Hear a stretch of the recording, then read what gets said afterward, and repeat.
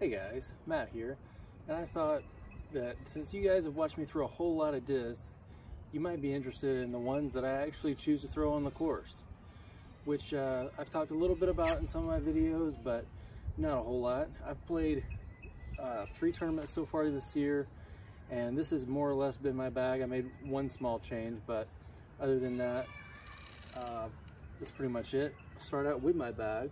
Through a Grip A-Series bag. It's this nice rusty orange and gray color. My wife got it for me for Christmas a couple years ago. I can't recommend it enough. It's extremely comfortable, has a really good structure and plenty of storage space. I never fill it up completely, so great bag. And I'll start with what is probably the part of my game I'm least known for, the putters. I carry three like putting putters, more or less. I've got 2 of these gray with the teal stamp medium burst BT medium Swan 2s. They're extremely straight, have pretty good glide. You can just kind of point them at the basket and give it a nice spin putt and see how they do.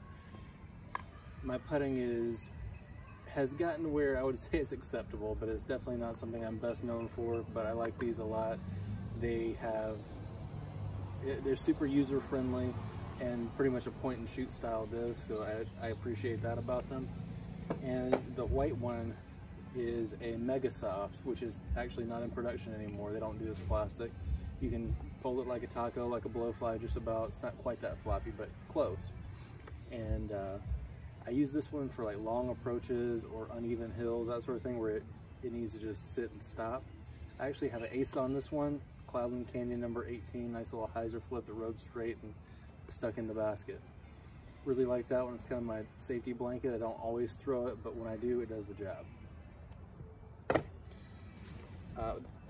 Do my approach disc next. I have, probably can't tell, but that's a BT Soft Harp, super clovered and very old, but it's been in the bag for 7 years, for the better part of 7 years, on and off. And it's the old stamp first run, super taco, pretty soft, and it actually now flies very, very straight. If you give it good power, it's pretty much like an Envy at this point. It just penetrates straight with like a really late dipping fade. But I mainly use it for shots less than 200 feet, where I know it's gonna do a nice late hyzer and stick by the pin. Mainly backhand shots with this one. It doesn't have the high speed stability anymore to flick. As you can see, the bead's pretty much worn off, and the profile is no longer ideal for a forehand. But I do use my nice pink Fossil Stego, which is just about as beat up, but it's only a 1.5 years old. I throw this one a ton for forehand flex lines, up shots, off the tee. If you've played with me, you've seen this. Almost got an ace with it at Little Mulberry last weekend. I hit the pole on number 12, I think it is. Little tunnel shot with the basket, basically straight ahead. Great disc. I cannot recommend the Stego enough if you are a forehand player, or if you just like messing around with some of the most ridiculous discs ever made. A whole lot of fun. Moving on to my mid-ranges. I carry a Warship. This is kind of almost a utility disc for me because it only serves one purpose, and that's if I have a shot in between like 180 and 250 feet and it has to go basically absolutely straight. This Origio plastic's pretty glidey, and I just put it on a little hyzer like that. It pops up, turns maybe a tiny bit, doesn't really fade much, and goes straight to the basket. I don't use this one in every tournament or every round, but when I need that shot, that's what it's in the bag to do. My main like throwing mid-range for backhand shots is the Prodigy M1. I've got 2 of those in the bag right now. I've got this 300 plastic one. You actually saw this one in the mystery box video, I think. I can't remember if I threw this one or the green one, but I got a green and a pink in the 2 infinite mystery boxes that I got over Christmas. And I'm throwing this one right now. M1s are funny because it's supposed to be the most overstable mid-range Prodigy makes, but it's not really overstable. It's like a beadless Rock 3, really, is how the flight is for me.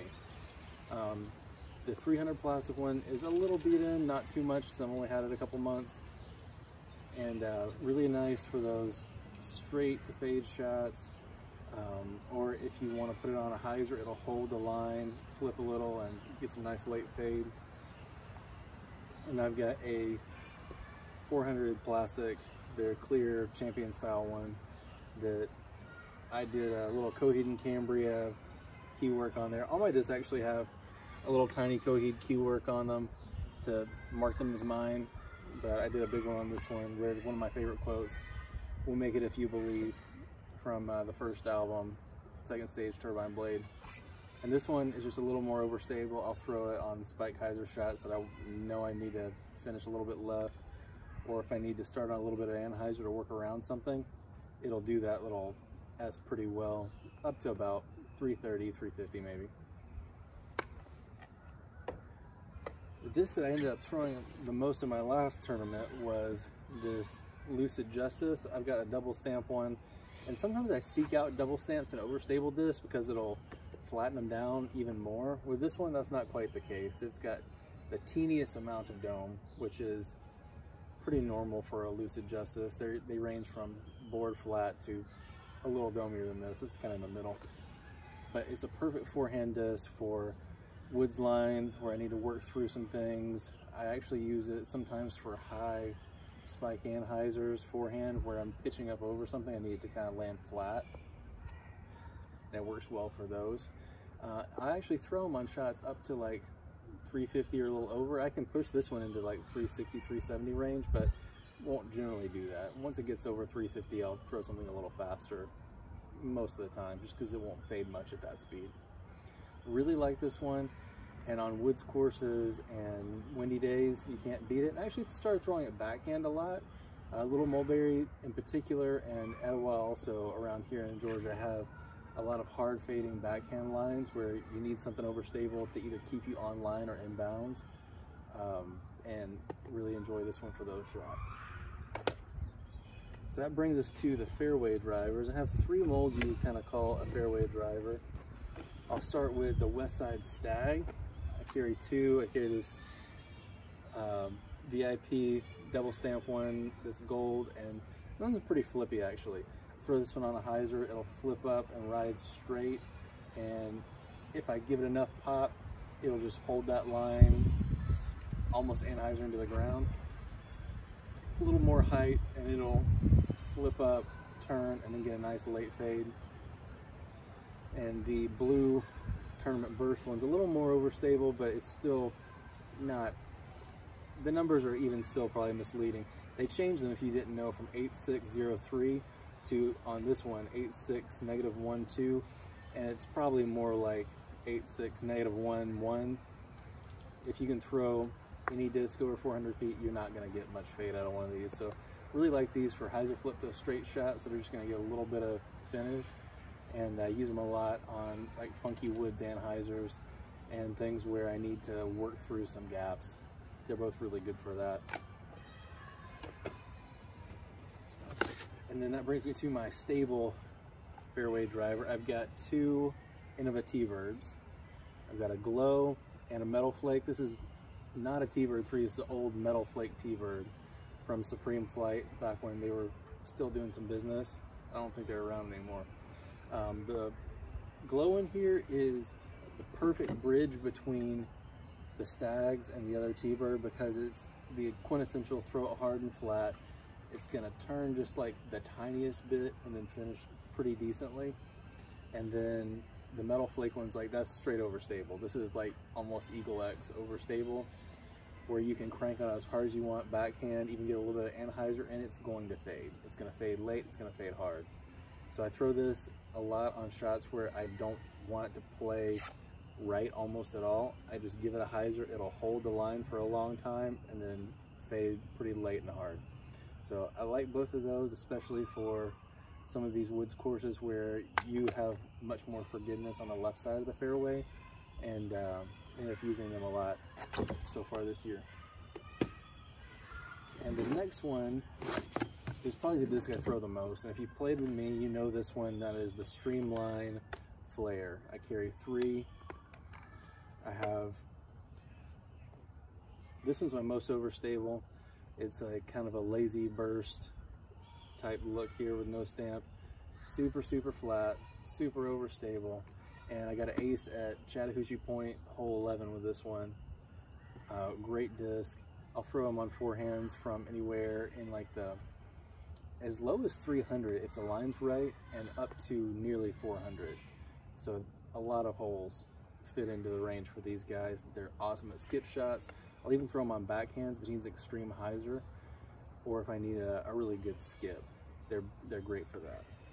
This was my oldest one. It's a little more beat in. It's got some turn on it if you crank on it, but not a whole lot. And then I've got the infinite disc, like transformer guy stamp. We were shooting the flames everywhere. Pretty awesome. I used this one a lot in my last tournament for skip shots and ace runs as well on a few holes. And that brings us to the distance drivers. I carry two distance driver molds. The one I use mainly for backhands is the RPM Kahoo. They're both atomic plastic. Atomic's kind of like swirly star. Really pretty. And I carry this one more beat in. It'll go straight, flip up, and ride to the right. Or if I get a little bit of hyzer, it'll ride and then go straight. And the green one with the Maori Warrior stamp is a little bit fresher, and that will hold the hyzer all the way. You can power that one as much as you want to. I get these into the 400, 425 range. That's about my max for backhand, and those are perfect for my arm speed. It's a lot like a Shrike or a Ballista, but with a touch more late speed stability than either one of those, but maybe even better glide than most runs of either. And that brings us to the big bombers, the West Side Warhorses. If I'm trying to throw a max distance shot, this is what it's going to be. It's going to be a big forehand with one of these guys. I carry two VIP. I got this blue one. This one is like if I need to just stand up, throw it smooth, and go 400 plus. This is the one I'm reaching for. It'll turn a little bit, it'll skip and fade, and I can rely on it in a lot of situations. I actually, on about a 500-foot hole, I hit a tree really early on with actually a T-bird. I was trying to pitch around a tree and then approach with a forehand, get an easy three. Didn't work out. Plugged a tree and still had 450 feet left to go. So I'm in the woods with a bad stance, thorns wrapped around my leg, but I pulled this guy out, nice flat forehand through the gap, rides up, glides well, and finishes right by the basket. Still got my three. The white one here is a double stamp, and like I said, I like a double stamp on an overstable disc, and this one is very overstable, but you can crank on it as hard as you want. It's not going to flip, and it will bomb.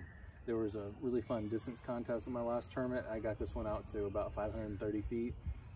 Unfortunately, didn't quite win it. There was one other guy who threw an absolute rocket with an understable driver, and it went like 550. So just about got him with a forehand, but I had the longest forehand by over 100 feet, so that was pretty cool. And then I've got this brand new Tournament Burst Warhorse. This one feels and flies a lot like the blue one, where you can just chuck it out there and it's gonna go. Almost like a really overstable giant. A little bit better glide than most Warhorses, and I've enjoyed throwing that one as well. I'll walk you through the few other things I carry in my bag. Always gotta have my wheel sock. I use that more than any single disc. If you play with me, I'm probably messing with that in between almost every hole. And just in case it gets too wet or whatever, I carry a Birdie Bag as well, just as a safety. In the top pocket here, I've got my Infinite Disc Mini, as well as a Gateway Wizard Stash Mini. I keep disc lights in there for glow play. I actually have a completely separate bag that I use as all glow discs, but if you ever need lights, got them in there.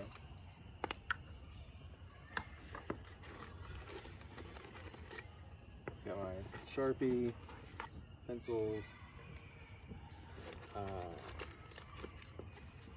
Plum Gem, a rock, My daughter actually put this in my bag in my first round at Etowah like 4 years ago, and since that's the course I play the most, I just left it in there to have a little piece of my home course with me wherever I go.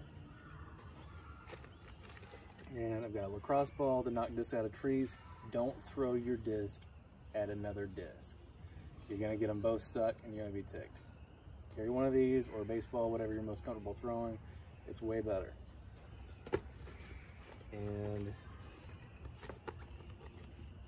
got my little army man with a mortar, because we're out here to drop bombs, baby. My daughter also put that in there, and I liked it. And I keep a couple of these around.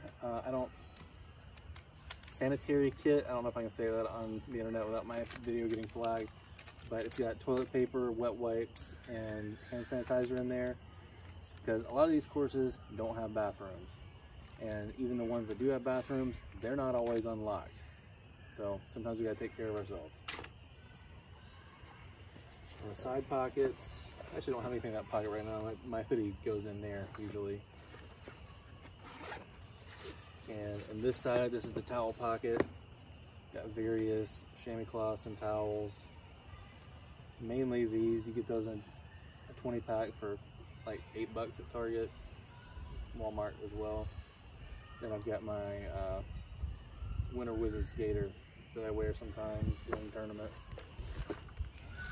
And some high hands.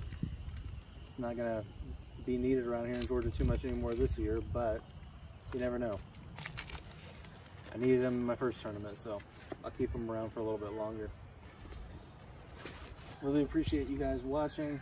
If you enjoyed it, leave a like, and I'll have some more videos up for you soon. Appreciate it.